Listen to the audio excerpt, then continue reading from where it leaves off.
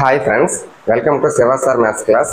మనం ఏపీడిఎస్సిలో భాగంగా 6th నుంచి 10th వరకు కంటెంట్ అనేది డిస్కషన్ చేసుకుంటున్నాం కదా.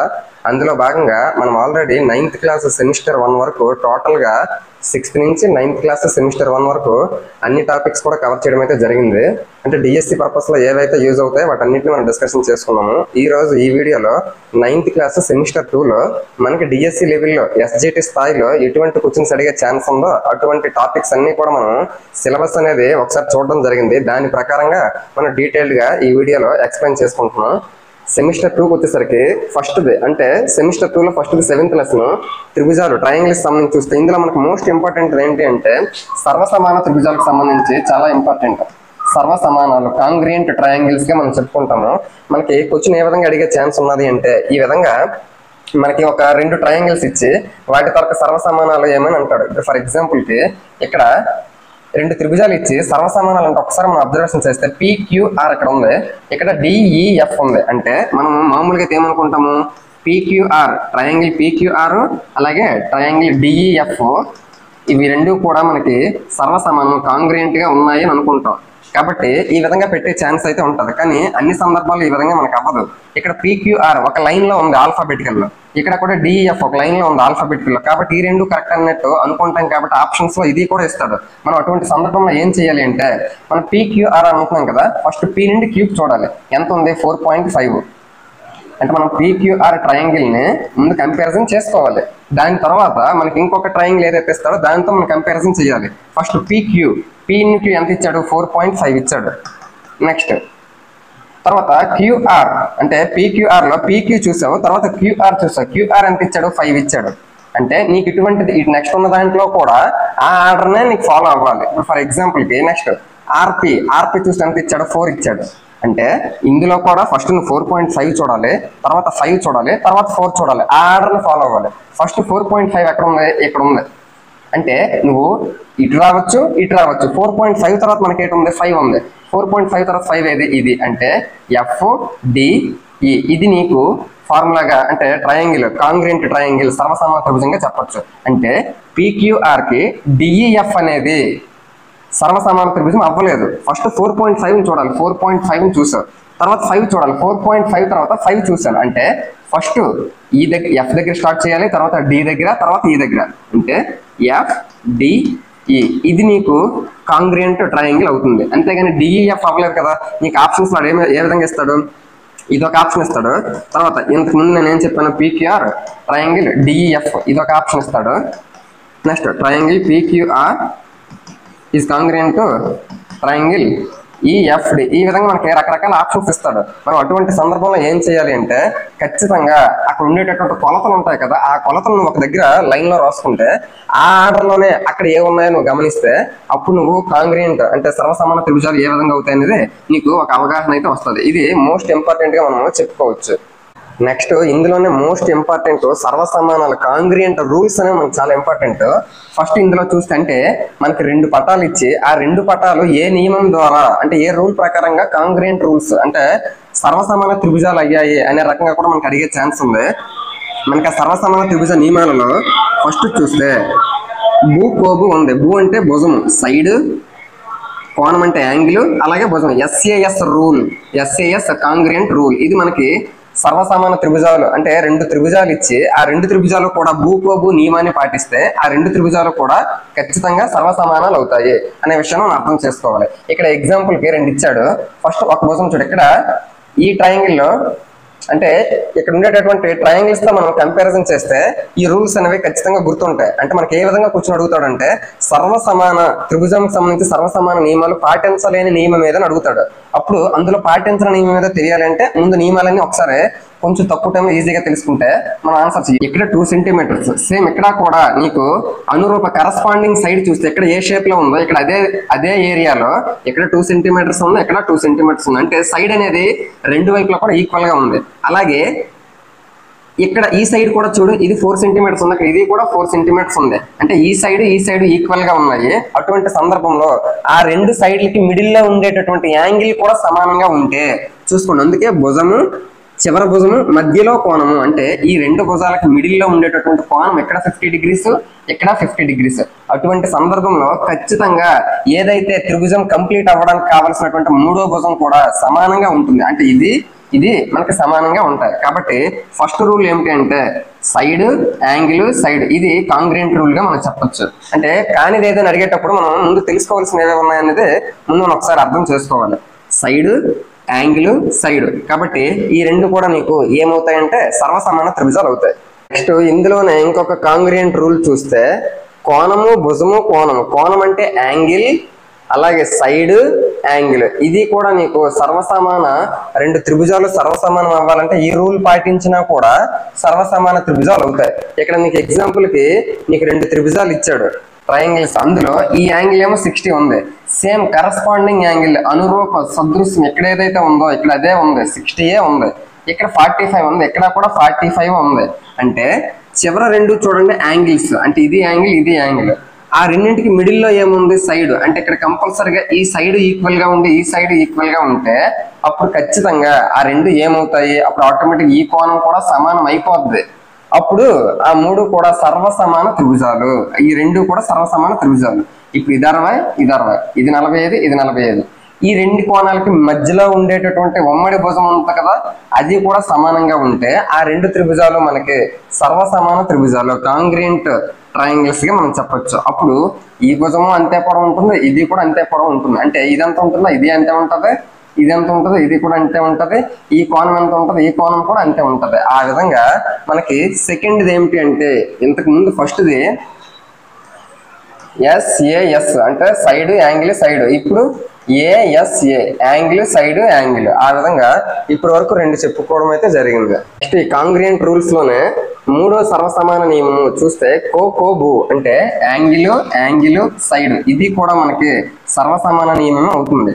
ఎందుకంటే ఫర్ ఎగ్జాంపుల్ నేను ఈ విధంగా రెండు త్రిభుజాలు తీసుకున్నాను, ఆ రెండు త్రిభుజాల్లో యాంగిల్ అంటే ఈ యాంగిల్ ఒకవేళ 50 ఉంటే ఈ యాంగిల్ కూడా 50 ఉంటే అంటే ఈ జత కోణాలకు సమానం. అలాగే ఇంకొక యాంగిల్ ఇది ఒకవేళ 60 ఉండి ఇది కూడా 60 ఉంటే అప్పుడు సైడ్ ఈ మూడు భుజాల్లో ఏదో ఒక సైడ్, ఈ సైడ్ సమానంగా ఉండి ఈ సైడ్ కూడా సమానంగా ఉంటే అప్పుడు ఓవరాల్ గా ఈ భుజము కూడా సమానంగా అవుతుంది. అప్పుడు ఆ రెండు త్రిభుజాలు కూడా సర్వ సమానాలు కాంగ్రియంట్ ట్రయాంగిల్స్ అవుతాయి. అంటే మనం అర్థం చేసుకోవాల్సిందంటే రెండు కోణాలు మధ్యలో ఉండే భుజమే సమానం అవ్వాలని లేదు, రెండు కోణాలు సమానం అయ్యి ఉండి అంటే ఇక్కడ కోణం అలాగే ఈ కోణము సమానం అయ్యి ఉండి నీకు ఉమ్మడి భుజమే సమానంగా ఉండాల్సినటువంటి అవసరం లేదు. ఏదున్నా కూడా ఆ రెండు త్రిభుజాలు కూడా సర్వ సమానాలు అవుతాయి. కాబట్టి మనం ఇప్పుడు మూడు నేర్చుకున్నాం ఏంటంటే ఎస్ఏఎస్, ఏఎస్ఏ అలాగే ఏఏఎస్. ఇప్పటికి మనం మూడు నేర్చుకున్నాం, ఇవి సర్వసమాన త్రిభుజాలకు సంబంధించి. నెక్స్ట్ ఇందులోనే మనము సర్వసమాన నియమం ఇంకొకటి చూస్తే బూ అంటే సైడ్ అంటే మూడు భుజాలు. అంటే ఇక్కడ సపోజ్ ఇక్కడ రెండు త్రిభుజాలు తీసుకుంటే ఎక్కడున్న సైడ్ సేమ్ ఇక్కడ 4 సెంటీమీటర్స్ ఉంది, అక్కడెక్కడ 4 సెంటీమీటర్స్ ఉంది, ఎక్కడ ఉంది అంటే ఈ భుజము సమానము. అలాగే ఇది 4.5, ఇందులో 4.5 ఇది, అలాగే ఇది 3.5 ఇది 3.5. అంటే నీకు రెండు చూడడానికి ఒకేలా లేకపోయినా కూడా ఆ రెండు నీకు ఏమవుతాయంటే సర్వసమాన త్రిభుజాలు అవుతాయి. ఎందుకు భుజము సమానం, అలాగే ఈ భుజము కూడా సమానం. అటువంటి సందర్భంలో మూడు భుజాలు సమానమైన ఆ రెండు త్రిభుజాలు కూడా మూడు భుజాలు సమానం అంటే ఈ మూడు భుజాలు సమానమని కాదు, మూడు జత భుజాలు అంటే ఈ జత ఈ రెండు ఒక జత, అలాగే ఈ రెండు ఒక జత. ఆ విధంగా రెండు త్రిభుజాలను పోల్చేటప్పుడు మూడు భుజాలకు సంబంధించినటువంటి జతలన్నీ కూడా సమానంగా ఉంటే ఆ రెండు త్రిభుజాలు కూడా మనకి సర్వసమాన త్రిభుజాలుగా మనము అర్థం చేసుకోవచ్చు. ఇది ఒక రకమైన రూల్. నెక్స్ట్ మనము లాస్ట్ చూస్తే లంకాబు నియమం అనేది ఉన్నది. దాని ప్రకారంగా కూడా సర్వసమాన త్రిభుజాలు అనేవి ఏర్పాటు అవుతాయి. లంకాబు అంటే లంబకోణం రైట్ యాంగిల్, కర్ణము హైపోటనస్, అలాగే భుజము RHS, ఇది కూడా మనకి సర్వసమాన త్రిభుజాలుగా అయ్యే అవకాశం అయితే ఉంటుంది. ఫర్ ఎగ్జాంపుల్ నేను ఈ విధంగా ఒక లంబకోణ త్రిభుజం వేసాను, అలాగే ఈ విధంగా మరొక లంబకోణ త్రిభుజం వేసాను. అటువంటి సందర్భంలో ఇది నీకు 90 ఇది నీకు 90 ఉంటుంది. అలాగే కర్ణము హైపోటనస్ ఇది కూడా సమానంగా ఉన్నది అనుకోండి, అలాగే ఒక భుజం కూడా సమానంగా ఉంటే అటువంటి సందర్భంలో ఈ రెండు కూడా నీకు ఏమవుతాయి అంటే సర్వసమాన త్రిభుజాలు అవుతాయి. ఇది 90 కర్ణము సమానము అలాగే భుజము సమానం. అటువంటి సందర్భంలో ఈ రెండు సర్వసమాన త్రిభుజాలు అవుతాయి. కాబట్టి రెండు త్రిభుజాలు సర్వసమాన త్రిభుజాలు అవ్వాలి అంటే లంబకోణ త్రిభుజాలు లంబకోణము కర్ణము భుజము సమానంగా ఉంటే ఆ రెండు లంబకోణాలు కూడా నీకు సర్వసమాన త్రిభుజాలు అయితే అవుతాయి. ఇది ఒక సర్వసమాన నియమంగా మనం చెప్పుకోవచ్చు. నెక్స్ట్ మనము ఈ టాపిక్ లో మోస్ట్ ఇంపార్టెంట్ పాయింట్స్ అన్ని కూడా ఇక్కడ ఒక దగ్గర ఇవ్వడం జరిగింది. ఒకసారి డిస్కషన్ చేస్తే ఈ లెసన్ కంప్లీట్ అవుతుంది. ఫస్ట్ చూస్తే ఒకే ఆకారము ఒకే పరిమాణం గల రెండు పటాలు సర్వసమానాలు. మనకి కాంగ్రియంట్ అవ్వాలి అంటే ఇప్పుడు ఫర్ ఎగ్జాంపుల్ కి ఇది సర్కిల్, ఇది కూడా సర్కిలే. అంటే మనకి షేప్ అనేది ఆకారం ఒకేలా ఉంది కానీ సైజు ఇది ఎంత సైజులో ఉంది అది అంత సైజులో లేదు. అప్పుడు ఈ రెండు ఏమవుతాయి, మనకి స్వరూపాలు సిమిట్రీ అవుతాయే తప్ప సర్వసమానాలు అవ్వవు. సర్వసమానం అవ్వాలి అంటే ఆకారము ఒకేలా ఉండాలి, అలాగే సైజు కూడా ఒకేలా ఉండాలి. అటువంటి సందర్భంలో ఆ రెండు పటాలు కూడా నీకు సర్వసమాన పటాలు అవుతాయి. ఆ విషయాన్ని గుర్తుపెట్టుకోవాలి. సర్వసమానంకి గుర్తుకి కాంగ్రియంట్ ఈ విధంగా మనం పెడతాము. నెక్స్ట్ ఒకే వ్యాసార్థం కలిగిన రెండు వృత్తాలు సర్వసమానం. సర్వసమానం అవ్వాలి అంటే వ్యాసార్థాలు సమానంగా ఉంటే, ఈ వ్యాసార్థం ఒకవేళ 7 సెంటీమీటర్స్ ఉంటే నెక్స్ట్ 7 సెంటీమీటర్స్ ఉండేటటువంటి ఇంకొక సర్కిల్ తీసుకుంటే అప్పుడు రెండు కూడా ఏ విధంగా ఉంటాయి అంటే సర్వసమానంగా, అంటే సైజులోన షేప్ లోన రెండిట్లోనూ ఒకేలా ఉంటాయి. అంటే వ్యాసార్థం ఒకేలా ఉండేటటువంటి రెండు వృత్తాలు సర్వసమానాలు అవుతాయి.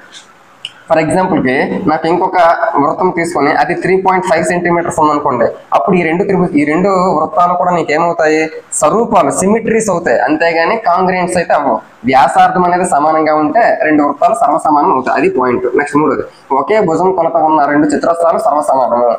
ఒకే భుజం కొలత అంటే ఇది 5 సెంటీమీటర్స్ ఉండేటటువంటి ఒక స్క్వేర్, ఇది కూడా 5 సెంటీమీటర్స్ ఉండేటటువంటి ఒక స్క్వేర్. ఆ విధంగా ఉంటే ఈ రెండు కూడా నీకు ఏమవుతాయంటే సర్వసమానాలు. అంటే ఇక్కడ ఉండేటటువంటి డయాగోనల్స్ ఈక్వల్ గా ఉంటాయి, ఆల్ సైడ్స్ ఈక్వల్ గా ఉంటాయి, అన్ని ఈక్వల్ గా ఉంటాయి. కాబట్టి అప్పుడు ఆ రెండు కూడా ఏమవుతాయి, సైజులోన షేప్ లోన అన్నిట్లోనూ ఒకేలా ఉంటాయి. కాబట్టి ఇది నీకు సర్వసమానాలు అవుతాయి. కాబట్టి అదేమంటాడు, ఒకే భుజం కొలత ఉన్న రెండు చతురస్రాలు సర్వసమానాలు అని అన్నాడు. నెక్స్ట్ ఈ పాయింట్ ఫస్ట్ మనం చూస్తే ఫోర్త్ పాయింట్ అనేది మనం ఇంతకుముందు చెప్పుకున్నాము, చాలా ఇంపార్టెంట్. అంటే ఏ దగ్గర నీకు ఇప్పుడు ఫర్ ఎగ్జాంపుల్ కి ABC EDF ఈ విధంగా ఉన్న ఈ రెండు సర్వసమాన త్రిభుజాలు అనుకోండి. అప్పుడు A ఏమో E అవుతుంది, B ఏమో D అవుతుంది, C ప్లేస్ లో F ఉంది. అంటే AE అవుతుంది, BD అవుతుంది, CF అవుతుంది. అంటే శీర్షాలు సమానం అవుతాయి, కోణాలు సమానం అవుతాయి, భుజాలు సమానం అవుతాయి, అన్ని సమానం అవుతాయి. ఆ విధంగా అన్ని సమానంగా ఉన్నప్పుడే అవి మనకు సర్వసమానాలు. వీడేమంటున్నాడు, AP అయింది అంటున్నాడు, BQ అయింది అంటున్నాడు, CR అయిందని అంటున్నాడు. అంటే ABC ఇచ్చాడు, AP అయింది అంటున్నాడు అంటే AP అయింది, BQ అయింది అంటే BQ అయింది, CR అయింది అంటే C ఏమో R అయింది. అప్పుడు చూస్తుంటే ABC PQR ఈ రెండు కూడా నీకు ఏ విధంగా ఉంటాయి, సర్వసమానంగా ఉంటాయి. ఆడదే కదా ఇచ్చాడు, అది పాయింట్. నెక్స్ట్ ఫిఫ్త్ చూస్తే రెండు త్రిభుజాల్లో ఒక త్రిభుజము. మనకి పాయింట్స్ అన్ని చూస్తే లాస్ట్ పాయింట్ మనకి ఇంపార్టెంట్. సర్వసమాన నియమాలన్నీ ఇక్కడ వస్తాయి. భూ అంటే మనకేంటి, సైడ్ యాంగిల్ సైడ్, ఇది మనకి సర్వసమాన నియమం అయితే అవుతుంది. నెక్స్ట్ ఇంకొకటి ఏమి ఇచ్చాడు సెకండ్ పాయింట్ లో, కో అంటే యాంగిల్ సైడ్ యాంగిల్, ఇది కూడా నీకేమవుతుంది, సర్వసమాన త్రిభుజ నియమం అవుతుంది. నెక్స్ట్ ఇది నీకు ఇక్కడ రాంగ్. ఒకసారి చూస్తే ఎవడో రాంగ్ ఇచ్చాడు. రెండు త్రిభుజాల్లో ఒక త్రిభుజం యొక్క ఒక భుజము రెండు కోణాలు వేరొక త్రిభుజం సదృశ్య భుజానికి రెండు కోణాలకు సమానం అయితే ఆ రెండు త్రిభుజాలు సర్వసమానం. ఇక్కడ అది కో కాదు, మనకి యాంగిల్ సైడ్ భూ ఇక్కడ వస్తుంది. ఆ విధంగా వస్తే అది భూ, అదే కో కాదు, యాంగిల్ ఏ రకమైనటువంటి సర్వసమాన త్రిభుజాన్ని ఏర్పరచదు. కాబట్టి మనం తెలుసుకోవాల్సింది కూడా ఇదే, కో తెలుసుకోవాలి. కానీ ఇది మనకి ఇక్కడ ఏమిటి, భూ అంటే ఏఏఎస్ రూల్ పాటిస్తే ఆ రెండు త్రిభుజాలు కూడా మనకి సర్వసమాన త్రిభుజాలు అయితే అవుతాయి. నెక్స్ట్ చూస్తే 8th పాయింట్, ఒక త్రిభుజంలో సమాన భుజాలకు ఎదురుగా ఉన్న కోణాలు సమానం. ఫర్ ఎగ్జాంపుల్ కి ఈ భుజం ఈక్వల్ గా ఉన్నాయని అనుకోండి. అటువంటి సందర్భంలో ఈ సైడ్ కి ఆపోజిట్ లో ఉన్న ఈ యాంగిల్, ఈ సైడ్ కి ఆపోజిట్ లో ఉన్న ఈ యాంగిల్ కూడా ఈక్వల్ గా ఉంటాయి. అది మనకి అక్కడ చెప్పిన పాయింట్. నెక్స్ట్ 9th, ఒక త్రిభుజంలో సమాన కోణాలకు ఎదురుగా ఉన్న భుజాలు కూడా సమానం. ఇప్పుడు చూస్తే మనకి ఈ 2 యాంగిల్స్ ఈక్వల్ గా ఉన్నాయని అనుకోండి. అంటే ఇది ఒకవేళ 50 ఉండి ఇది కూడా 50 ఉన్నది అనుకోండి. అంటే 2 యాంగిల్స్ ఈక్వల్. అప్పుడు ఈ యాంగిల్ కి ఎదురుగా ఉన్న ఈ సైడ్, ఈ యాంగిల్ కి ఎదురుగా ఉన్న ఈ సైడ్ కూడా ఈ రెండు కూడా ఈక్వల్ గా సమానంగా ఉంటాయని అర్థం చేసుకోవచ్చు. అంటే ఈ రెండు కూడా ఒకదానికొకటి రివర్స్. భుజాలు సమానంగా ఉంటే వాటికి ఎదురుగా ఉన్న కోణాలు సమానం, కోణాలు సమానంగా ఉంటే వాటికి ఎదురుగా ఉన్న భుజాలు అయితే సమానం. నెక్స్ట్ 10th, సమబాహు త్రిభుజంలో ప్రతి కోణం 60 డిగ్రీలు. మనం ఈక్విలేటరల్ ట్రయాంగిల్ చూస్తే 60 60 60 టోటల్ గా 180 ఉంటది కదా. కాబట్టి ఈచ్ యాంగిల్ కూడా మనకి 60 degrees అయితే ఉంటుంది. నెక్స్ట్ 11th చూస్తే మనకి ఇక్కడ సర్వసమాన త్రిభుజం ఏమి ఇచ్చాడు, ఏంటది సైడ్ సైడ్ సైడ్ భుజము భుజము భుజము సంబంధించినటువంటి రూల్ ఇచ్చాడు. నెక్స్ట్ 12th పాయింట్ చూస్తే మనకి లంకాబు అంటే RHS అని చెప్పాం కదా, రైట్ యాంగిల్ హైపోటెనస్ సైడ్, ఇది కూడా మనకి సర్వసమాన త్రిభుజ నియమం. మనం ఓవరాల్ గా సర్వసమాన త్రిభుజ నియమాలన్నీ ఒక దగ్గర రాసుకుంటే first side angle side angle side angle, అలాగే యాంగిల్ యాంగిల్ సైడ్, అలాగే ఇప్పుడు మనం ఏం చెప్పుకున్నాం side side side right angle hypotenuse side, ఇది నీకు ఉండేటటువంటి రూల్స్ గా మనం చెప్పొచ్చు. ఇక్కడ SSS వచ్చింది కదా, అంత మాత్రాన ఏ ఇది నీకు సర్వసమాన త్రిభుజం అయితే సర్వసమాన త్రిభుజానికి సంబంధించినటువంటి రూల్ పాటించదు. ఎందుకు కో అంటే 3 పాయింట్. ఫర్ ఎగ్జాంపుల్ కి ఈ విధంగా నేను ఒక ట్రయాంగిల్ తీసుకున్నాను, ఇక్కడ 50 ఉంది, ఇక్కడ నీకు 60 ఉంది, అప్పుడు 50 60 ఎంత అవుతుంది 110, అప్పుడు ఇది 70 అవుతుంది. సేమ్ నేను ఈ విధంగా ఒక ట్రయాంగిల్ తీసుకున్నాను, అప్పుడు ఇక్కడ కూడా 50 ఉంది, ఇక్కడ 60 ఉంది, ఇది 70 అవుతుంది. ఇప్పుడు చూస్తాను ఒకసారి 50 50 ఈక్వల్ గా ఉన్నాయి, 60 60 ఈక్వల్ గా ఉన్నాయి, 70 70 ఈక్వల్ గా ఉన్నాయి. అంటే ఇక్కడ 3 కోణాలు అక్కడ ఉండేటటువంటి 3 కోణాలతో సమానంగా ఉన్నాయి. అంత మాత్రాన్ని ఈ రెండు కూడా సమానంగా ఉన్నాయా? ఈ రెండు ఏమవుతాయంటే స్వరూపాలు సిమిట్రీ అయితే అవుతాయి, అంతేగాని సర్వసమానాలు అయితే అవ్వవు. ఎందుకు సర్వసమానం అంటే అర్థం అంటే ఒకే షేప్ లో ఉండాలి, అంత మాత్రం అయిపోదు. ఒకే షేప్ లో ఉంటే సైజు కూడా ఒకేలా ఉండాలి. దీని ఏరియా తక్కువ, దీని ఏరియా ఎక్కువ, కాబట్టి ఈ రెండు కూడా సైజులో సమానంగా లేవు, కానీ కోణాలు మాత్రం సమానంగా ఉన్నాయి. ఆ విధంగా చూసుకుంటే ఈ రూల్ అనేది సర్వసమానానికి పాటించట్లేదు. దేనికి పాటిస్తుంది? స్వరూపాలు సిమిట్రీకి పాటిస్తుంది అనే విషయాన్ని మనం అర్థం చేసుకోవచ్చు. నెక్స్ట్ మనం ఈ 9th క్లాస్ లో 8th లెసన్ చూస్తే చతుర్భుజాలు క్వాడ్రిలేటరల్స్ గురించి ఇచ్చాడు. అందులో మనకి దేని గురించి ఎక్కువగా ఎక్స్ప్లెయిన్ చేయడం జరిగిందంటే సమాంతర చతుర్భుజం ప్యారలలోగ్రామ్ గురించి చెప్పాడు. మనకి ప్యారలలోగ్రామ్ తాలూకు ధర్మాలన్నింటి గురించి కూడా 9th క్లాస్ లెవెల్లో నిరూపణలు అంటే వాటి తాలూకు ఎక్స్ప్లెనేషన్స్ అనేవి ఇవ్వడం అయితే జరిగింది. మనం ఎక్స్ప్లెనేషన్స్ అనేవి మనకు అనవసరం, మనం ఆ పాయింట్స్ ఏవైతే ఇంపార్టెంట్ పాయింట్స్ ఉన్నాయో వాటి గురించి మనం డిస్కషన్ చేద్దాం. సమాంతర చతుర్భుజం అంటే ప్యారలలోగ్రామ్ ఈ విధంగా మనకు ఉంటుంది. సమాంతర చతుర్భుజంకి వచ్చేసరికి వాటి తాలూకు ధర్మాలన్నింటి గురించి ఎక్స్ప్లెయిన్ చేయడమే మనకి టాపిక్ అనేది ఉంది, అంటే లెసన్. కాబట్టి వీటి తాలూకు ధర్మాల గురించి క్లియర్ గా తెలుసుకున్నాం. ఫస్ట్ ప్యారలలోగ్రామ్కి వచ్చేసరికి ఆపోజిట్ యాంగిల్స్ ఏమో ఈక్వల్ గా ఉంటాయి, అది ఒక ధర్మం. మనకి దీని గురించి వాడేం చేశాడు, ఒక నిరూపణ ఇవ్వడం అయితే జరిగింది. కాబట్టి మనకి నిరూపణలు అవసరం లేదు, వాటి తాలూకు ప్రాపర్టీస్ మనకు కావాలి. ఆపోజిట్ యాంగిల్స్ ఈక్వల్ గా ఉంటాయి, అలాగే ఆపోజిట్ సైడ్స్ ఈక్వల్ గా ఉంటాయి, అలాగే ప్యారలల్ గా కూడా ఉంటాయి. సమానము అలాగే సమాంతరము సేమ్, ఈ జత సమానము సమాంతరము, ఈ జత సమానము సమాంతరము. కాబట్టి ఆపోజిట్ యాంగిల్స్ ఈక్వల్, ఈ రెండు ఈక్వల్ గా ఉంటాయి, అలాగే ఈ రెండు కూడా ఈక్వల్ గా ఉంటాయి. ఎడ్జసెంట్ యాంగిల్స్ సప్లిమెంటరీ అంటే సంపూరకాలు, అంటే ఈ యాంగిల్ నువ్వు ప్లస్ చేస్తే 180 degrees వస్తుంది. లేదు ఒకవేళ ఈ యాంగిల్ ప్లస్ చేసినా కూడా 180 degrees వస్తుంది. లేదు ఒకవేళ ఈ రెండు ప్లస్ చేసినా 180, ఈ రెండు ప్లస్ చేసినా 180. అంటే పక్క ఉన్న కోణాలు నువ్వు ఏవి ప్లస్ చేసినా 180 degrees వస్తుంది. 180 degrees వచ్చిందని అంటే దాని అర్థం ఏంటి, సంపూరక కోణాలు సప్లిమెంటరీ యాంగిల్స్ గా మనం చెప్పొచ్చు. నెక్స్ట్ ఇందులోకి వచ్చేసరికి కర్ణాల గురించి చూడాలి. కర్ణాలు సమానంగా ఉండవు, డయాగనల్స్ ఆర్ నాట్ ఈక్వల్. అంటే ఈ డయాగనల్ ఎంత ఉంటుందో దానికంటే ఎక్కువ ఉంటుంది ఇది, అంటే కర్ణాలు సమానంగా ఉండవు అనే విషయాన్ని మనం అర్థం చేసుకోవచ్చు. నెక్స్ట్ ఇందులోనే ఇంకొక పాయింట్ ఏంటంటే డయాగనల్స్ సంబంధించి ఈ కర్ణం ఏదైతే ఉందో ఈ కర్ణాన్ని సమద్విఖండన బైసెక్టార్ చేస్తుంది, కాబట్టి సమద్విఖండనం చేస్తుంది కర్ణాలు. నెక్స్ట్ అలాగే ఈ కర్ణం ఏదైతే ఉందో ఈ కర్ణాన్ని 2 equal parts గా డివైడ్ చేస్తుంది, అంటే సమద్విఖండనం చేస్తుంది, బైసెక్టార్ అవుతాయి. డయాగనల్స్ ఆర్ బైసెక్టార్స్ అంటే ఒకదానికొకటి కర్ణాలు ఏం చేసుకుంటాయి, సమద్విఖండనం చేస్తాయి, అంతేగాని లంబ సమద్విఖండన చెయ్యవు. అంటే ఇక్కడ లంబము రైట్ పర్పెండిక్యులర్ బైసెక్టార్ అయితే చెయ్యవు. ఇక్కడ నీకు 90 degrees అయితే కంపల్సరీగా రాదు. కాబట్టి ఇక్కడ నీకు కర్ణాలు ఒకదానికొకటే సమద్విఖండనం చేసుకుంటాయే గానీ లంబ సమద్విఖండనం అయితే చేసుకోవు. నీకు ఆప్షన్స్ క్వశ్చన్ అనేది ఏ విధంగా ఇస్తారంటే సమాంతర చతుర్భుజానికి సంబంధించి ఈ క్రింది వాటిలో ఏది ధర్మం కాదు అని అడుగుతాడు. అప్పుడు ఎదురెదురు కోణాలు సమానము, నెక్స్ట్ కర్ణాలు ఒకదానికొకటి సమద్విఖండనం చేసుకుంటాయి, కర్ణాలు లంబ సమద్విఖండనం చేసుకుంటాయి, పక్క కోణాలు 180 degrees. వీటన్నిటి ప్రకారంగా చూసుకుంటే మనకేం తెలుస్తుంది, పక్క కోణాలు 180, ఎదురెదురు కోణాలు సమానము, కర్ణాలు సమానం కాదు. అంటే ఏది కాదో మనం గమనిస్తే ఈజీగా పెట్టచ్చు. నెక్స్ట్ లంబ సమద్వికరణం చేసుకుంటాయా? చేసుకోవు. ఇక్కడ నీకు 90 degrees అయితే రాదు, కాబట్టి అప్పుడు నువ్వేం చేయాలి? లంబ సమద్వికరణం చేసుకోదు, కాబట్టి అది నీకు ఆన్సర్ అవుతుంది. ఆ విధంగా వీటి తాలూకా పాయింట్స్ ఇప్పుడు ఏవైతే చెప్పుకున్నా వాటి గురించే వాడు ఎక్స్ప్లెనేషన్ అయితే ఇవ్వడం జరిగింది, కాబట్టి కొంచెం జాగ్రత్తగా చూసుకోవాలి. నెక్స్ట్ సమాంతర చతుర్భుజం తర్వాత మనకేం ఇచ్చాడు అంటే దీర్ఘ చతురస్రం రెక్టాంగిల్ ఇచ్చాడు. అప్పుడు ఈ సమాంతర చతుర్భుజం ఏదైతే ఉందో ఈ సమాంతర చతుర్భుజంలో కర్ణాలు సమానంగా ఉండవు అని మనం చెప్పుకున్నాం. అంటే ఇది తక్కువ ఉంటుంది, ఇది ఎక్కువ ఉంటుంది అని చెప్పుకున్నాం. ఎప్పుడైతే ఈ కర్ణాలు సమానం అయ్యాయే అనుకో, అప్పుడు అది దీర్ఘ చతురస్రంగా మారుతుంది. అంటే ఈ సమాంతర చతుర్భుజం పారలగ్రామ్ అనేది రెక్టాంగిల్ గా మారుతుంది. ఎప్పుడు రెక్టాంగిల్ గా మారుతుంది? కర్ణాలు సమానం అవ్వాలి.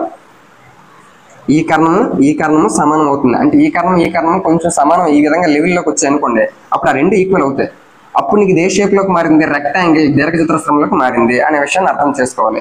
నెక్స్ట్ ఒకవేళ ఇదే పారలగ్రామ్ నీకు కర్ణాలు సమానం చేయకుండా ఈ భుజాలు నీకు ఎలాగా సమానం కాదు, ఎదురెదురు భుజాలే సమానమే కానీ పక్క భుజాలు సమానం కాదు. పారలగ్రామ్కి వచ్చేసరికి నీకు పక్క భుజాలు సమానం అయ్యాయి అనుకో, అప్పుడు అది రాంబస్ అవుతుంది.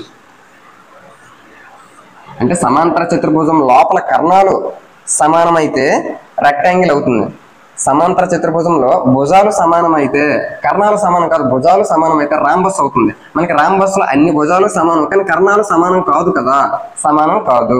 అప్పుడు నీకు భుజాలు సమానం అయ్యేటప్పుడు రాంబస్ వస్తుంది. ఆ రాంబస్ తాలూకా ధర్మాలను గమనిస్తే భుజాలన్నీ సమానం, కర్ణాలు సమానం కాదు. ఇది ఎక్కువ ఉంటుంది, ఇది తక్కువ ఉంటుంది, కానీ సమద్విఖండన చేసుకుంటాయి. అంటే ఈ కర్ణాన్ని 2 ఈక్వల్ పార్ట్స్ గా డివైడ్ చేస్తుంది, అలాగే ఈ కర్ణాన్ని 2 ఈక్వల్ పార్ట్స్ గా డివైడ్ చేస్తుంది. అలాగే లంబ సమద్విఖండన చేస్తుంది. ఇక్కడ ఖచ్చితంగా 90 degrees అనేది ఉంటుంది. ఆ విషయాన్ని గమనించాలి.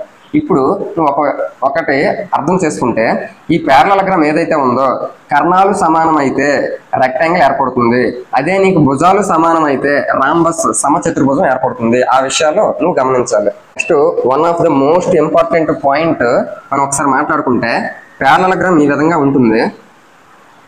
అందులో ప్రతి కోణము మొత్తం ఎన్ని కోణాలు ఉంటాయి? 4 యాంగిల్స్ ఉంటాయి టోటల్ గా.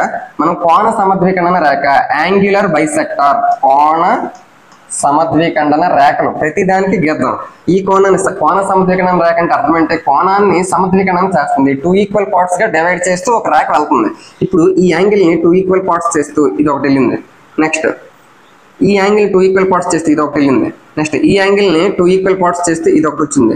నెక్స్ట్ ఈ యాంగిల్ ని మనం 2 ఈక్వల్ పార్ట్స్ చేస్తే ఇది. ఈ యాంగులర్ బైసెక్టర్స్ ఏవైతే ఉన్నాయో కోణ సమద్విఖండన రేఖలు, ఈ కోణ సమద్విఖండన రేఖలు 4 వచ్చాయి. ఆ 4 కూడా ఖండించుకుంటే ఒకదాన్ని ఒకటి ఖండించుకుంటే ఇక్కడ నీవు చూస్తే ఏమొచ్చింది అంటే ఈ విధంగా నీకు ఒక బాక్స్ అనేది వచ్చింది. అంటే కోణ సమద్విఖండన రేఖలతో ఏర్పడింది ఏమిటి? దీర్ఘ చతురస్రం ఏర్పాటు అయ్యింది అనే విషయాన్ని నువ్వు అర్థం చేసుకోవాలి. మోస్ట్ ఇంపార్టెంట్ గా మనం చెప్పొచ్చు, డైరెక్ట్ బిట్ గా కూడా అడగచ్చు. సమాంతర చతుర్భుజం కోణ సమద్విఖండన రేఖలతో ఏర్పాటైనది ఏది? చతురస్రము, దీర్ఘ చతురస్రము, చతుర్భుజము, ఆ విధంగా రకరకాలు అడుగుతాడు. మనకి ఏమిటి అంటే దీర్ఘ చతురస్రం ఏర్పాటు అవుతుంది అనే విషయాన్ని అర్థం చేసుకోవాలి. మరి మనము ఆల్రెడీ రాంబస్ గురించి మాట్లాడుకున్నాం కదా. రాంబస్ తాలూకా ప్రాపర్టీస్ ఏంటి? 4 సైడ్స్ ఈక్వల్ గా ఉంటాయి, డయాగోనల్స్ ఈక్వల్ గా ఉండవు. మరి 4 సైడ్స్ ఈక్వల్ గా ఉండేటటువంటిది మనకి స్క్వేర్ చతురస్రం కూడా ఉంది. మరి ఈ రెండింటికి తేడా ఏమిటి అని అంటే మనకి చతురస్రం స్క్వేర్ కి వచ్చేసరికి డయాగోనల్స్ కూడా ఈక్వల్ గా ఉంటాయి. సేమ్ అన్ని ప్రాపర్టీస్ ఒకేలా ఉంటాయి. ఇక్కడ డయాగోనల్స్ లంబ సమద్విఖండన చేస్తాయి, ఇక్కడ కూడా నీకు లంబ సమద్విఖండన చేస్తాయి. కానీ రాంబస్కి వచ్చేసరికి కర్ణాలు సమానంగా ఉండవు, చతురస్రంకి వచ్చేసరికి కర్ణాలు సమానంగా ఉంటాయి, భుజాలు సమానంగా ఉంటాయి, కోణాలు 95 డిగ్రీలు ఉంటాయి. ఆ విధంగా మనం చూసుకోవాలి. ఈ రెండింటికి తేడా ఏమిటంటే కర్ణాలు అనేవి సమానంగా ఉండవు. నెక్స్ట్ లెసన్ చూస్తే వృత్తాలు, దీని గురించి బేసిక్ లెవెల్లో ఇన్ఫర్మేషన్ అయితే మనం చూద్దాము. ఈ లెసన్ ఎండింగ్ లో మనకి సారాంశంలో చాలా రకాల మెయిన్ పాయింట్స్ అన్ని ఉంటాయి. వాటి గురించి డిస్కషన్ చేస్తే ఇదంతా కూడా మనకి ఈజీగా అర్థమైనట్టు. ఫస్ట్ పాయింట్ చూస్తే ఒక తలంలో ఒక స్థిర బిందువుకు స్థిర దూరంలో అదే తలానికి చెందిన బిందువుల సముదాయాన్ని వృత్తం అంటారు. ఒక తలంలో ఒక స్థిర బిందువు నుంచి స్థిర బిందువుకి సముదాయం అంతా కలిపి బిందువులన్నింటి తలక సముదాయం కలిపితే అంటే స్థిర దూరం అన్నింటికి సమానమైన దూరమే ఉంటుంది. ఆ విధంగా ఉంటే దానిని వృత్తము అని అంటారు, సర్కిల్ అని అంటారు అని అంటున్నాడు. నెక్స్ట్ సెకండ్, ఒక వృత్తంలోని 2 జ్యాలు సమానమైతే అవి కేంద్రం వద్ద ఏర్పరిచే కోణాలు సమానము, సర్వసమాన వృత్తాలు. ఈ విధంగా మనం ఒక సర్కిల్ తీసుకుంటే వృత్తంలో రెండు జ్యాలు సపోజ్ ఇక్కడ ఒకటి తీసుకున్నారని అనుకోండి, అవి కేంద్రం వద్ద ఏర్పరిచే కోణాలు. రెండు జ్యాలు సమానం అయితే అంటే ఇది ఎంత ఉంటుందో ఇది కూడా అంతే ఉన్నది అనుకోండి, అప్పుడు కేంద్రం వద్ద చేయి కోణము మనకి సమానంగా ఉంటుంది అని అంటున్నాడు. కేంద్రం వద్ద చేయి కోణము సమానము అంటే ఇటువైపు యాంగిల్ ఎంత ఉంటుందో ఇటువైపు యాంగిల్ కూడా అంతే ఉంటుంది. ఎప్పుడు మనకి ఈ రెండు జ్యాలు సమానంగా ఉంటాయి అంటే ఒక వృత్తంలో రెండు జ్యాలు సమానంగా ఉంటే ఆ రెండు జ్యాలు కూడా కేంద్రం వద్ద చేసే కోణాలు సమానము. అది పాయింట్. అంటే మనకి ఒక 3-4 పాయింట్లు ఇచ్చి ఇందులో మనకి కానిదేది ఆ విధంగా అడిగే ఛాన్స్ ఉంది. కాబట్టి థియరిటికల్ గా మనం ఈ డయాగ్రామ్ వేసుకుంటే ఈజీగా అర్థమవుతుంది. నెక్స్ట్ 4వది, ఒక వృత్త కేంద్రం నుంచి ఏదైనా జ్యాకు గీచిన లంబం ఆ జ్యాను సమద్వికరణం చేస్తుంది. ఈ విధంగా ఒక వృత్తం ఉంది, ఇక్కడ ఒక జ్యా ఉంది. వృత్త కేంద్రం నుంచి ఏదైనా జ్యాకు గీచిన లంబము అంటే ఏంటి? 90 degrees తో మనం ఒక లైన్ గీయాలి. ఈ విధంగా గీస్తే అప్పుడు ఈ లంబ రేఖ ఏదైతే ఉందో అది ఏం చేస్తుంది? ఈ జ్యాని 2 ఈక్వల్ పార్ట్స్ కి డివైడ్ చేస్తుంది, సమద్విఖండన చేస్తుంది అని అంటున్నాడు. ఆ జ్యాను సమద్విఖండన చేస్తుంది అని వాడు చెప్పాడు. సేమ్ మనకి 5th పాయింట్ లో చూస్తే దీనికి రివర్స్. ఒక జ్యా అనేది చూసుకోండి, వృత్త కేంద్రం నుంచి జ్యాను సమద్విఖండనం చేస్తూ గీయబడిన రేఖ ఆ జ్యాకు లంబంగా ఉంటుంది. వృత్త కేంద్రం నుంచి జ్యాకు గీయబడిన రేఖ లంబంగా ఉంటుంది. ఇప్పుడు ఆ జ్యాను సమద్వికరణం చేస్తే ఆ రేఖ లంబంగా ఉంటది. దానికి ముందు ఏం చెప్పుకున్నాము? లంబరేఖ జ్యాను సమద్వికరణం చేస్తుంది, జ్యాను సమద్వికరణం చేసిన రేఖ లంబంగా ఉంటుంది. ఆ విధంగా ఈ రెండు కూడా ఒకదానికొకటి వైస్ వర్సాగా చెప్పొచ్చు. నెక్స్ట్ 6వది, వృత్తంలో సమాన పొడవులు గల జ్యాలు కేంద్రం వద్ద నుండి సమాన దూరంలో ఉంటాయి. వృత్తంలో సమాన పొడవులు గల జ్యాలు అంటే ఈ జ్యా పొడవు ఎంత ఉంటుంది, ఇది కూడా అంతే ఉన్నదని అనుకోండి. పొడవులు గల జ్యాలు కేంద్రం నుంచి సమాన దూరంలో ఉంటాయి అంటే ఈ కేంద్రం నుంచి ఎక్కడికి ఎంత దూరం ఉంటుందో ఇక్కడ కూడా అంతే దూరం ఉంటుంది అనే పాయింట్ ని అక్కడ నీకు 6th పాయింట్ బట్టి చెప్తున్నాడు. నెక్స్ట్ 7వది, సర్వసమాన వృత్తాల కేంద్రానికి అనురూప కేంద్రాలకు సమాన దూరంలో జ్యాల పొడవులు సమానము. సర్వసమాన వృత్తాల కేంద్రానికి ఈ పాయింట్ మనకు అవసరమైన పాయింట్ 9th క్లాస్ హై లెవెల్లో మనం చెప్పుకోవచ్చు, దాని గురించి మాట్లాడాల్సిన అవసరం లేదు. నెక్స్ట్ 8వ చూస్తే ఒక వృత్తం యొక్క రెండు చాపాలు సర్వసమానం అయితే వాటి సదృశ్య జ్యాలు సమానము, మరియు దానికి విపర్యంగా ఒక వృత్తం యొక్క రెండు జ్యాలు సమానం అయితే వాటి సదృశ్య చాపాలు సమానము అని అంటున్నాడు. ఈ విధంగా రెండు వృత్తాలు ఉన్నాయి, చాపం అంటే ఇది, ఈ చాపాలు ఉన్నాయి, వాటి తొలక చాపాలు సర్వసమానం అయితే అంటే ఎక్కడ ఎంత ఉంటుంది ఇక్కడ కూడా అంతే ఉంటే వాటి సదృశ్య జ్యాలు సమానము అంటే ఈ జ్యా సమానంగా ఉంటుంది అని అంటున్నాడు. ఇప్పుడు చాపం సమానంగా ఉంటే ఆ జ్యా కూడా సమానంగా ఉంటది అని అంటున్నాడు, సర్వసమానంగా ఉంటే. ఒకవేళ దానికి రివర్సల్ ఏంటి?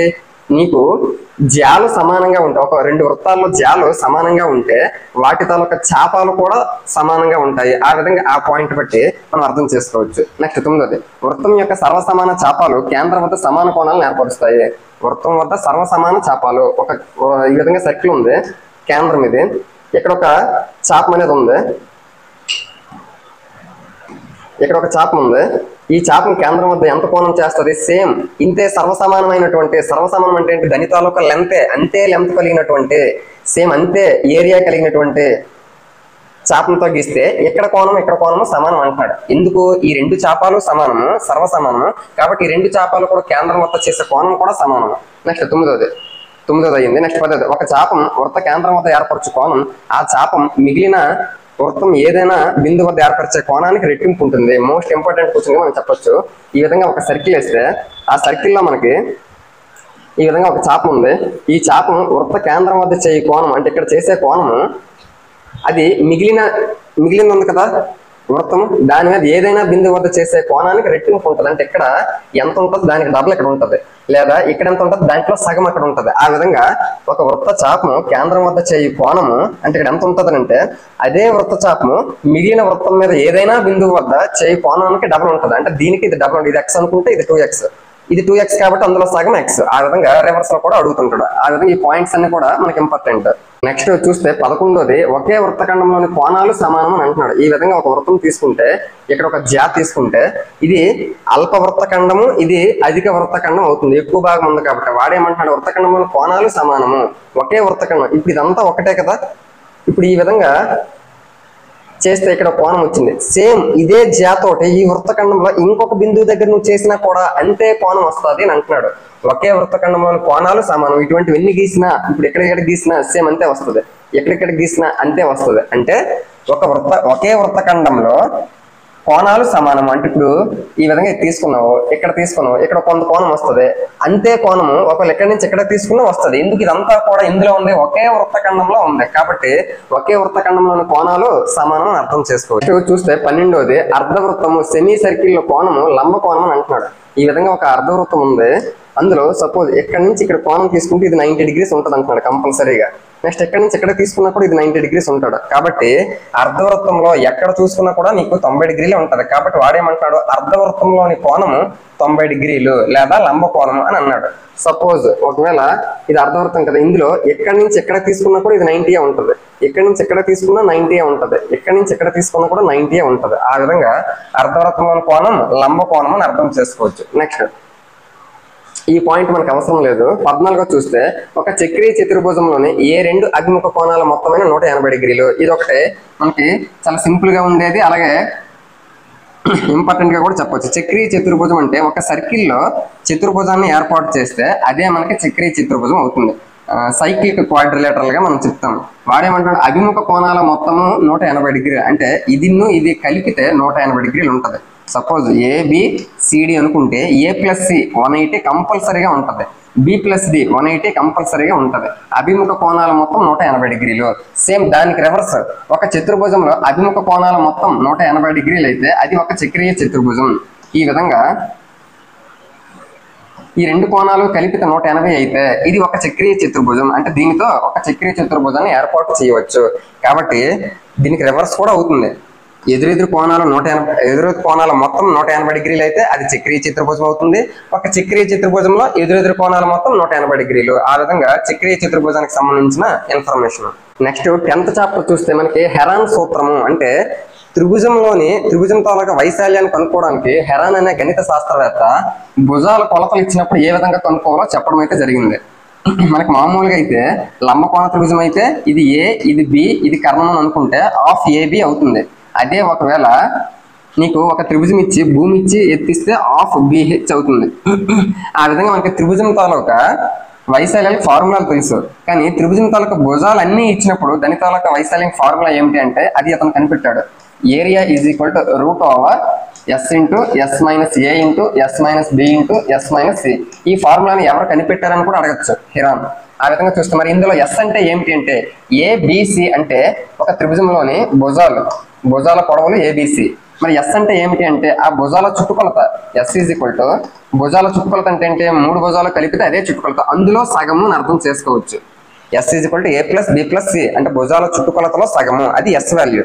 దాంట్లో నుంచి S × S - C అంటే S వాల్యూ కనుక్కున్న తర్వాత అందులో నుంచి A మైనస్ చేయాలి, ఆ తర్వాత S వాల్యూ కనుక్కున్నావు కాబట్టి B మైనస్ చేయాలి, తర్వాత S లో నుంచి C మైనస్ చేయాలి. ఆ విధంగా అవన్నీ ఇంటూ చేస్తే నీకు భుజాల కొలతలు ఇచ్చినప్పుడు హెరాన్ సూత్రం అనేది ఉపయోగపడుతుందని అర్థం చేసుకోవచ్చు. దీని ప్రకారంగా ఒక 2 లెక్కలు మనం చెప్తే దీని మీద పూర్తి అవగాహన వస్తుంది. నెక్స్ట్ ఈ హెరాన్ సూత్రానికి సంబంధించి మన క్వశ్చన్స్ ఏ విధంగా అడుగుతారో జాగ్రత్తగా ఒక 3 క్వశ్చన్స్ చెప్తే మిగిలినవన్నీ కూడా ఈజీగా చేయొచ్చు.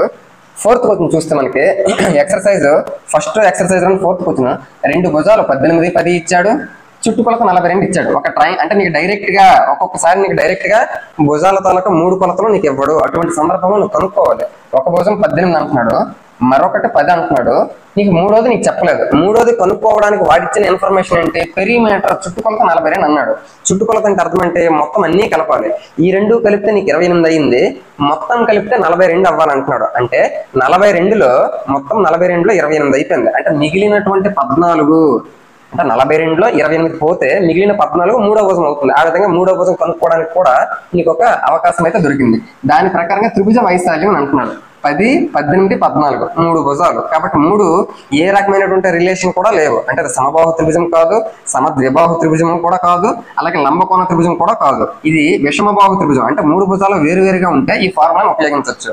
నీకు అది ఒక లంబకోణ త్రిభుజము పై దగ్గర త్రికాల పరంగా ఉన్నది అని అనుకో.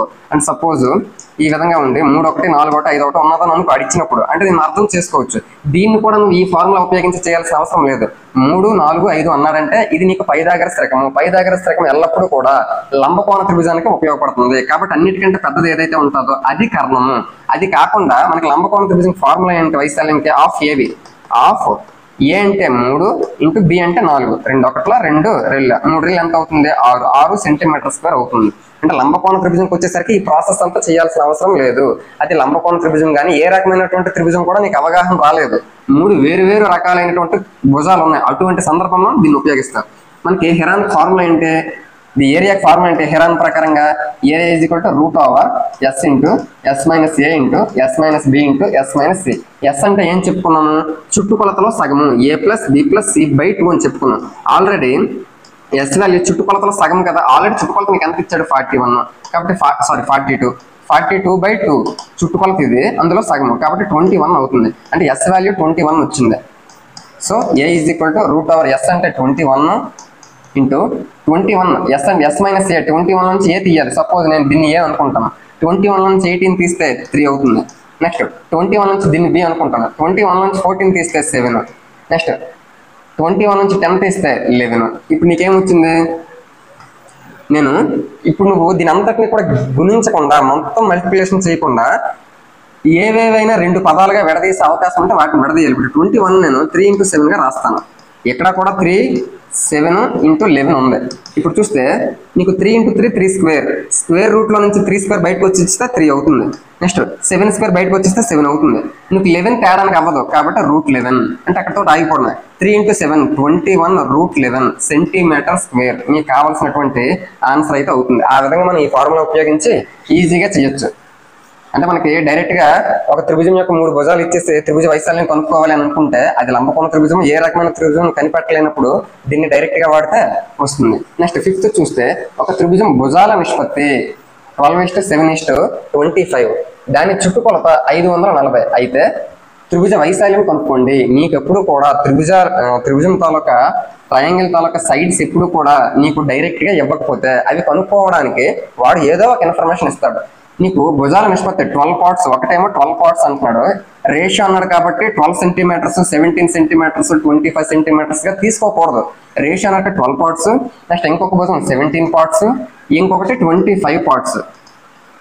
ఇప్పుడు ఈ భుజాలు కాదు, భుజాల తాలూకా నిష్పత్తుల ప్రకారం విడదీశాను. ఇప్పుడు చుట్టుకొలత ఎంత అంటున్నాడు 540 అంటున్నాడు. అంటే ఇవన్నీ కలిపితే నీకు 540కి ఈక్వల్ అవ్వాలి, వాడే చెప్పాడు. కాబట్టి 12 17 ఎంత అవుతుంది నీకు 29 25 ఎంత అవుతుంది 29 25 54 అవుతుంది. అంటే టోటల్గా 54 పార్ట్స్ ఏమో 540 సెంటీమీటర్స్ అని వాడే ఇచ్చాడు. 540 సెంటీమీటర్స్ 54 పార్ట్స్ అంటే చుట్టుకొలత అంతా కలిపితే 50 పార్ట్స్ 54 పార్ట్స్. అది నీకు క్వశ్చన్లో 540 సెంటీమీటర్స్కి ఈక్వల్ చేశాడు. 54 1 54 2 అంటే 1 పార్ట్ తాలూకు వాల్యూ 10 సెంటీమీటర్స్ వచ్చింది. ఇప్పుడు నీకు భుజాలు అనేవి తెలిసిపోతాయి. 12 పార్ట్స్ 1 పార్ట్ 10 అని నీకు తెలుసు. 12 పార్ట్స్ కాబట్టి 12 ఇంటూ 10 120 ఫస్ట్ తెలుస్తుంది. సెకండ్ది ఒక పార్ట్ 10 కాబట్టి 17 పార్ట్స్ 170, 25 పార్ట్స్ 250. నీకు 3 భుజాలు కూడా తెలుస్తాయి. ఇటువంటి సందర్భంలో మనం ఏం చేయాలి, 3 వేరు భుజాలు దేనికి అంటే ఇది లంబకోణ త్రిభుజం కానీ ఏమీ మనం చెప్పలేము. 3 వేరుగా ఉన్నాయి కాబట్టి విషమబాహు త్రిభుజం స్కేలర్ ట్రయాంగిల్ కాబట్టి మనం హెరాన్ ఫార్ములానే ఉపయోగించాలి. Area is equal to root over S into S minus A into S minus B into S minus C. మరి ఎస్ అంటే ఏంటి, పెరిమీటర్లో ఆఫ్ కదా, పెరిమీటర్ చుట్టుకొలత వాడే ఇచ్చాడు కాబట్టి నువ్వు వేరేగా మళ్ళీ ఇవన్నీ ప్లస్ చేయక్కర్లేదు. 540/2 ఆఫ్ కాబట్టి 540లో బై 2 అంటే ఎంత 270 అంటే ఎస్ వాల్యూ 270 వచ్చింది.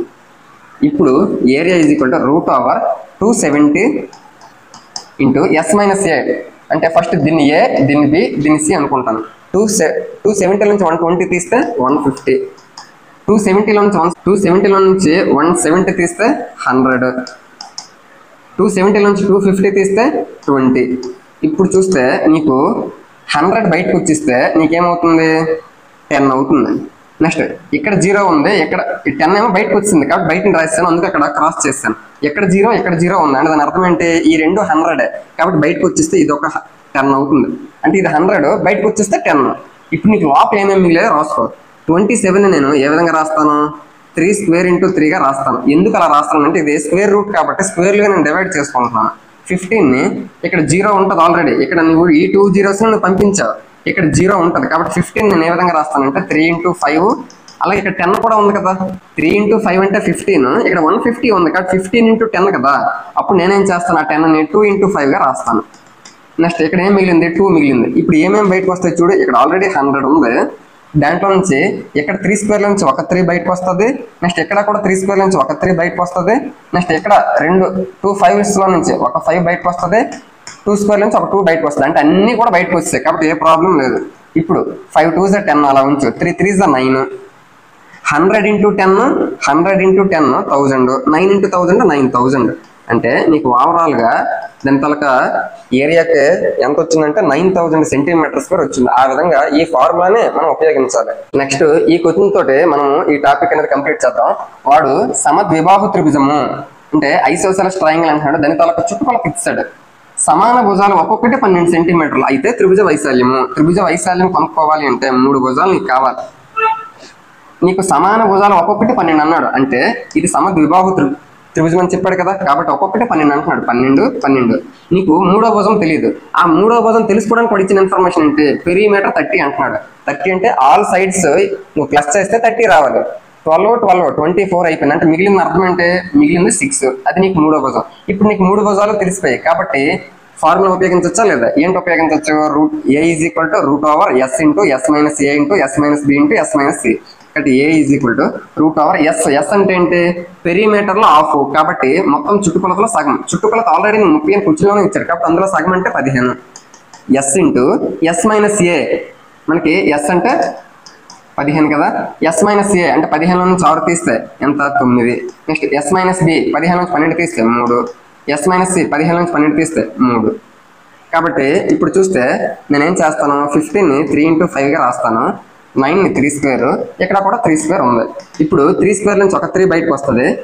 నెక్స్ట్ ఇక్కడ కూడా 3 స్క్వేర్ నుంచి ఒక 3 బయటకు వస్తుంది. ఇంకా ఇవి రెండు కూడా బయటకు రావు. 3 into 5 15 కాబట్టి 3 3s 9 √15. ఇది నీకు ఏరియా అనేది అవుతుంది. ఆ విధంగా నీకు 3 భుజాలు ఇవ్వకుండా వాడు ఏదో ఒక ఇన్ఫర్మేషన్ ఇచ్చి డైరెక్ట్ గా నీకు ఇవ్వకుండా నువ్వు కనుక్కునేటట్టు వాడే చేస్తాడు. ఇది హెరాన్ సంబంధించినటువంటి ఫార్ములా. దీన్ని ఉపయోగించుకొని మనం ఈ విధంగా చేయాలి. ఇదంతా కూడా ఈ టాపిక్ మొత్తం కూడా దీని గురించే ఉంటుంది.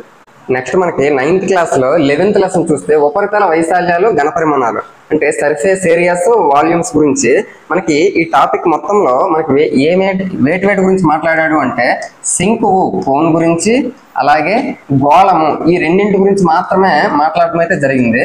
ఫస్ట్ గోళముకు సంబంధించి ఉపరితల వైశాల్యము శంకుకు సంబంధించిన ఉపరితల వైశాల్యము, గోళముకు సంబంధించి ఉపరితల వైశాల్యం, అలాగే శంకుకు సంబంధించినటువంటి ఘనపరిమాణము, గోళముకు సంబంధించినటువంటి ఘనపరిమాణం. ఫస్ట్ ఇవి తెలియాలి అంటే ఫార్ములాస్ చాలా ఈజీగా ఏ విధంగా గుర్తుపెట్టుకోవచ్చో చెప్తాను. ఒకసారి చూడండి. శంకు అన్నాడు, శంకు ఏ షేప్ లో ఉన్నదో నువ్వు వెంటనే నీ ఇమాజినేషన్ లోకి రావాలి. ఈ విధంగా ఉంటది. గోళము ఏ విధంగా ఉంటది అంటే ఇలా ఉంటది. దీన్ని బట్టి మనం ఈజీగా చెప్పొచ్చు. ఫస్ట్ శంకు తాలూకా ఉపరితల వైశాల్యము. ఫస్ట్ శంకు తాలూకా పక్కతల వైశాల్యం కడదాం. పక్కతల వైశాల్యం అంటే వక్రతల వైశాల్యం అన్నా పక్కతల వైశాల్యం అన్నా ఒకటే. Lateral surface area. ఇది ఏమిటి అంటే దీన్ని మనం ఏమంటామంటే శంకుకు వచ్చేసరికి స్లాంట్ అంటే ఏటవాలు ఎత్తు అని అంటాం దీన్ని మనం. ఇప్పుడు ఇదేమవుతుంది? R అవుతుంది. ఇప్పుడు వక్రతల వైశాల్యం అంటే దీని చుట్టుపక్కల మనకి ఒక రౌండ్ గా ఉంటది కదా, అది మనకి ఏమవుతుందంటే πRL అనేది అవుతుంది. మరి ఇక్కడ L ఏ విధంగా తెలుస్తాడు? డైరెక్ట్ గా L అనేది ఇచ్చిస్తే మనకు మాక్సిమం SGT లెవెల్లో అన్ని వాల్యూస్ ఇచ్చేస్తాడు. ఫార్ములానే మనకు అంటే ఫార్ములా మనకు గుర్తుంటే అందులో మనం ప్రతిక్షేపిస్తే మనకు ఆన్సర్ అయితే వచ్చేస్తుంది. అందులో ఏ ప్రాబ్లం లేదు. మనకు మాక్సిమం డెప్త్ లెవెల్కి అయితే వెళ్ళదు.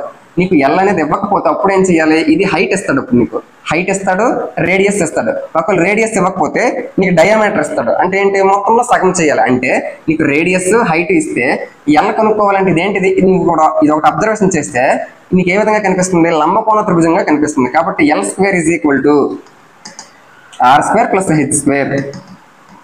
L = √R² + H². ఇది నీకు L కి సంబంధించిన అంటే L అనేది డైరెక్ట్ గా ఇవ్వకపోతే నీకు పక్కతల వైశాల్యం అడిగితే అప్పుడు πRL ఉపయోగించాలి. మరి R అనేది ఇచ్చేస్తుంది, L అనేది నీకు ఇవ్వడు. L నువ్వు కనుక్కోవాలి కాబట్టి L కనుక్కోవడానికి వాడిచ్చిన ఇన్ఫర్మేషన్ ఏమి ఇస్తాడు? ఎత్తు అనేది ఇస్తాడు. ఏటవాలు ఎత్తు కాదు, ఎత్తు అనేది ఇస్తాడు. అప్పుడు నువ్వు వాటిలో ప్రతిక్షేపిస్తే L అనేది వస్తుంది. ఇది నీకు ఎలా వచ్చింది? ఇది కూడా నువ్వు గుర్తుపెట్టుకోక్కర్లేదు. ఎందుకు? ఇక్కడ నీకు వచ్చింది లంబకోణ త్రిభుజము. లంబకోణ త్రిభుజం కాబట్టి కర్ణము స్క్వేర్ = భుజము స్క్వేర్ + భుజము స్క్వేర్. కాబట్టి L² = R² + H². L = √R² + H². అంటే ఇదంతా కూడా బేసిక్ లెవెల్ మనకు ఉపయోగపడుతుందని చెప్పడం జరుగుతుంది. నెక్స్ట్ లాటరల్ సర్ఫేస్ ఏరియా మనం కనుక్కున్నాం πRL అని. నెక్స్ట్ టోటల్ సర్ఫేస్ ఏరియా సంపూర్ణతల వైశాల్యం అన్నా లేదా ఉపరితల వైశాల్యం అన్నా మొత్తాన్ని అర్థం చేసుకోవచ్చు. మొత్తం ఇప్పుడు నువ్వేం చేయాలి, పక్కతల వైశాల్యంతో పాటు ఈ కిందన ఉన్న దాన్ని కూడా నువ్వు కలపాలి అని అర్థం చేసుకోవాలి. ఎందుకు, అది మొత్తం కదా.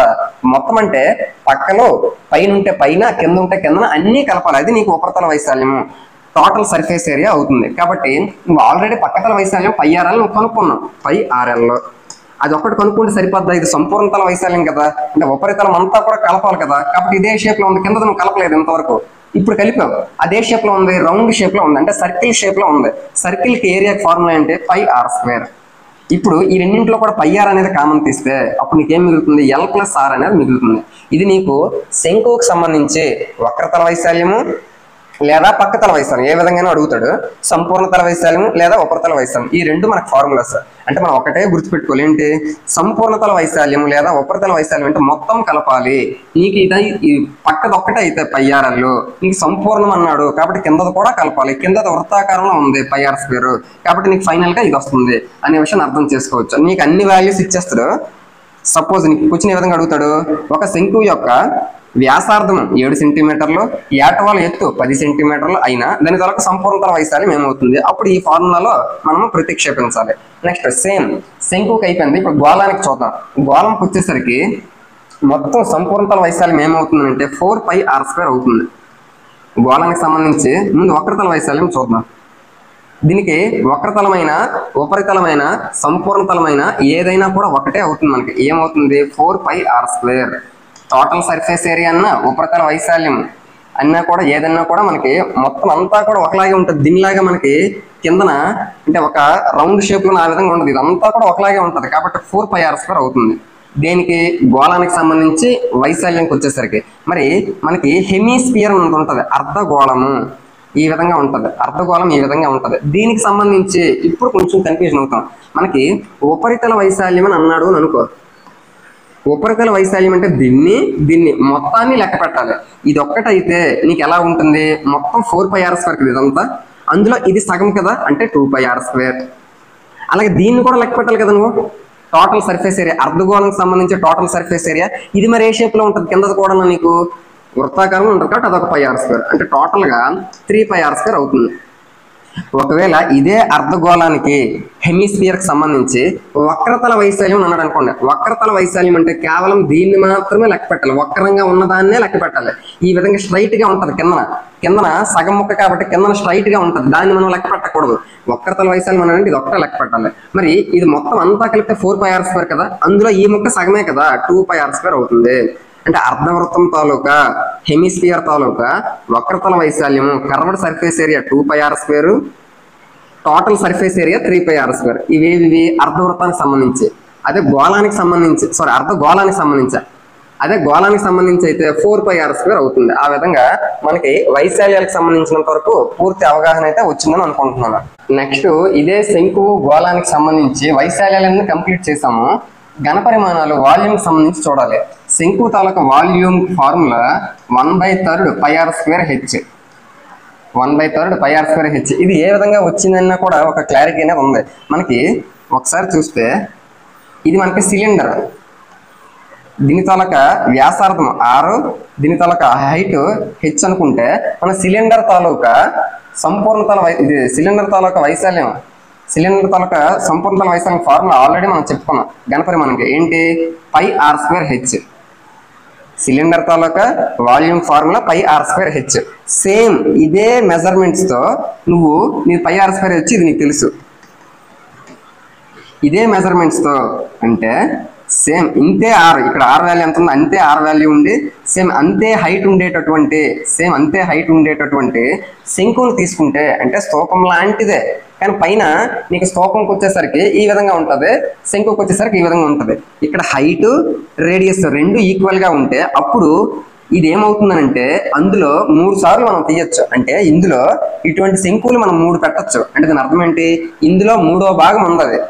సపోజ్ ఒక స్తూపంలో శంకు తోటి నువ్వు వాటర్ వేస్తాను అనుకోండి, శంకు ఆకారం ఉండే దానితో వాటర్ వేస్తాను. ఆ విధంగా వేస్తే 2 మెజర్మెంట్స్ ఒకేలా ఉంటే ఇటువంటి శంకుతో ఉండేవి 3 సార్లు వేస్తే కంపల్సరీగా ఫుల్ అవుతుంది. అంటే ఇందులో 3వ భాగం ఉన్నది అని అర్థం చేసుకోవచ్చు. కాబట్టి దీని తాలూకా ఘనపరిమాణం ఏంటి, పై ఆర్ స్క్వేర్ హెచ్. మరి దీంట్లో 3వ భాగం కదా ఇది. అంటే శంకు తాలూకా ఘనపరిమాణము కోన్ తాలూకా వాల్యూమ్ ఏమవుతుంది? స్తూపం తాలూకా వాల్యూమ్లో 1/3 ఉంటుంది, 3వ భాగం ఉంటుంది. కాబట్టి 1/3. స్తూపం తాలూకా ఘనపరిమాణం ఫార్ములా ఆల్రెడీ మనకు తెలుసు, πr²h. ఇది నీకు ఏమవుతుంది? శంకు తాలూకా ఘనపరిమాణము వాల్యూమ్ ఫార్ములా. నెక్స్ట్ గోళానికి వచ్చేసరికి ఘనపరిమాణము వాల్యూమ్ ఫార్ములా ఏమిటి అంటే 4/3 πr³. 4/3 πr³. అది నీకు ఫార్ములా. మరి ఇందులో సగం ఉంటుంది అర్ధగోళం. మరి ఈ అర్ధగోళం తాలూకా ఘనపరిమాణం ఫార్ములా ఏంటి? ఇందులో సగమే కదా ఉంటుంది, గోళంలో సగమే అర్ధగోళం. కాబట్టి అందులో నీకు వచ్చినటువంటిది అందులోనే కదా సగం. అర్ధగోళం తాలూకా ఘనపరిమాణం ఫార్ములా ఇందులో సగం. ఇది దేనిది? ఇది గోళానికి సంబంధించి. గోళంలో సగమే కదా అర్ధగోళము, కాబట్టి దీంట్లో సగం చేయాలి. 4/3 ఇంటూ అందులో సగం చేయాలి కాబట్టి 1/2 πr³. ఇప్పుడు చూస్తే 2 1s 2 2s. అప్పుడు నీకు ఫైనల్ ఆన్సర్ ఏమొచ్చింది? అర్ధగోళం తాలూకా ఘనపరిమాణం ఉంది 2/3 πr³. గోళానికి సంబంధించి 4/3 πr³, అర్ధగోళానికి సంబంధించి వాల్యూమ్కి 2/3 πr³, శంకుకు వచ్చేసరికి 1/3 πr²h. ఇవన్నీ కూడా ఘనపరిమాణాలకు సంబంధించి. నీకు ఎటువంటి ఇబ్బంది పెట్టకుండా డైరెక్ట్ గా వాల్యూస్ అన్ని కంపల్సరీగా వాడు ఇచ్చేస్తాడు. నీకు ఫార్ములాస్ గుర్తుంటే చాలు, ఆ ఫార్ములాస్ ఉపయోగించుకొని మనము అందులో ప్రతిక్షేపిస్తే మనకు కావాల్సిన ఆన్సర్ అయితే వస్తుంది. నెక్స్ట్ మనకి లాస్ట్ లెసన్ 12వ సాంఖ్యక శాస్త్రము స్టాటిస్టిక్స్ గురించి చూస్తే అందులో మనకి ఇంపార్టెంట్ అయిన వాటి గురించి మనం మాట్లాడుకుంటే మనకి డిఎస్సి లెవెల్లో ఇక్కడ 0 నుంచి 20 వరకు ఇచ్చాడు. దీన్ని మనం ఏమంటాము అంటే తరగతి లేదా తరగతి అంతరము అని అంటాం. తరగతి లేదా తరగతి అంతరము, క్లాస్ ఇంటర్వెల్ గా మనం చెప్తాం. ఇది 20 నుంచి 30 వరకు ఒక తరగతి అంతరం, 30 నుంచి 40 వరకు ఒక తరగతి అంతరం ఇంకా చెప్తాం. నెక్స్ట్ తరగతి వెడల్పు, దీనినే మనము వ్యాప్తి అని కూడా చెప్తాం. వ్యాప్తి, రేంజ్ అని కూడా అంటాం. క్లాస్ విడ్త్ అన్న రేంజ్ అన్న ఒకటే. ఏమిటి? ఒకసారి ఇక్కడ నువ్వు చూస్తే 0 to 20 ఉంది. అందులో మనకి ఫస్ట్ 0ని దిగువ అవధి, లోవర్ క్లాస్ లిమిట్ గా మనం చెప్తాము. 20ని ఎగువ అవధి, అప్పర్ క్లాస్ లిమిట్ గా మనం చెప్తాం. ఇప్పుడు వ్యాప్తి లేదా తరగతి వెడల్పు అంటే ఎగువ అవధిలో నుంచి దిగువ అవధిని మైనస్ చేయాలి. ఆ విధంగా చేస్తే వచ్చే రిజల్ట్ నీకు ఏమవుతుంది? రేంజ్, వ్యాప్తి అవుతుంది. ఎగువ అవధి 20, దిగువ అవధి 0. వాటి తాలూకా డిఫరెన్స్ ఎంత అవుతుంది? 20 అవుతుంది. ఆ 20 నీకు రేంజ్ అనేది అవుతుంది. ఫర్ ఎగ్జాంపుల్కి 30 నుంచి 40 వరకు ఉండేటటువంటి క్లాస్ ఇంటర్వెల్ చూస్తే ఎగువ అవధి అప్పర్ క్లాస్ లిమిట్ 40, దిగువ అవధి లోవర్ క్లాస్ లిమిట్ 30. దీని తాలూకా డిఫరెన్స్ 10 వచ్చింది. కాబట్టి ఆ 10 ఏమవుతుంది? నీకు తరగతి వెడల్పు లేదా వ్యాప్తిగా మనం చెప్పొచ్చు. ఆ విధంగా మనకి మరి పౌనఃపున్యం అంటే ఏంటి? ఫ్రీక్వెన్సీ అని అంటారు ఇంగ్లీష్లో. పౌనఃపున్యం అని అంటే నీకు అక్కడ ఉండేటటువంటి తరగతికి సంబంధించి ఎన్నిసార్లు రిపీట్ అయ్యిందో. ఫర్ ఎగ్జాంపుల్కి దీంతో నాకు సంబంధం లేదు, మామూలుగా ఒక ఎగ్జామ్ పెట్టి 0 నుంచి 20 వరకు 100 మంది, మొత్తం 100 మందిలో 0 నుంచి 20 మధ్యలో 25 మంది వచ్చారు. 0 నుంచి 20 మధ్యలో 25 మంది వచ్చారు. నెక్స్ట్ 30 నుంచి 50 మధ్యలో మిగిలిన 75 మంది వచ్చారని అనుకోండి. అంటే 0 నుంచి 20 మధ్యలో 25 మంది వచ్చారు. కాబట్టి పౌనఃపున్యం ఏమవుతుంది? ఎంతమంది వచ్చారో అది నీకు పౌనఃపున్యం అవుతుంది. కాబట్టి 0 నుంచి 20 వరకు ఉండేటటువంటి తరగతి నీకు 25 అవుతుంది. అంటే ఈ క్వశ్చన్తో నాకు సంబంధం లేదు, మామూలుగా చెప్తున్నాను. మొత్తం 100 మంది. ఆ 100 మందిలో నేను 50 మార్కులకి ఎగ్జామ్ పెట్టాను.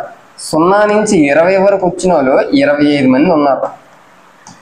నెక్స్ట్ 21 నుంచి 50 మధ్యలో వచ్చిన వాళ్ళు మిగిలిన 75 మంది ఉన్నారు. కాబట్టి 0 నుంచి 20 అనేది ఒక తరగతి అంతరం. ఈ 25 ఏమవుతుంది? ఎంతమంది వచ్చారు? 25 మంది వచ్చారు. కాబట్టి 25 అనేది పౌనఃపున్యం అవుతుంది. నెక్స్ట్ 21 నుంచి 50 వరకు మార్కులు అయితే ఉంది. కాబట్టి దీనికి తరగతి అంతరం. మరి ఎంతమంది వచ్చారు? 75 మంది వచ్చారు. కాబట్టి 75 అనేది పౌనఃపున్యం అవుతుంది. అంటే ఎంతమంది వచ్చారు, ఎన్ని, అవన్నీ పదాలు కూడా పౌనఃపున్యానికి సంబంధించింది. నెక్స్ట్ ఈ 21 నుంచి 50 వరకు ఉన్న దాంట్లో 21ని దిగువ అవధి, 50ని ఎగువ అవధి. 50 నుంచి ఎగువ అవధి నుంచి దిగువ అవధిని మైనస్ చేస్తే నీకు వచ్చేది ఏమవుతుంది? వ్యాప్తి అవుతుంది. ఇక్కడ వరకు మనకి ఇది బేసిక్ ఇన్ఫర్మేషన్ గా చెప్పుకోవచ్చు.